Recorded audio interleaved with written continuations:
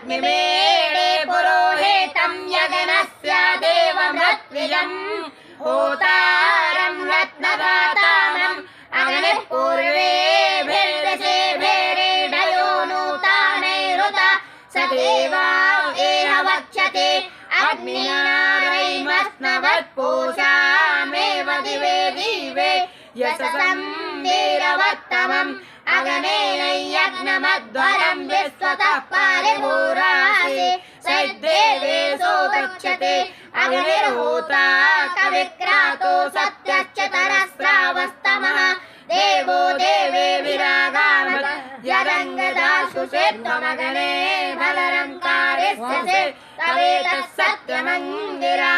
उपत्वाग्नेन्दिवे दिवे दोषावस्तर्दिया वयम् नमो भरन्तैवासि राजन्तमध्वराणान् गोपामृतस्य देवे वर्धामानं स्वेदमे शतपितेव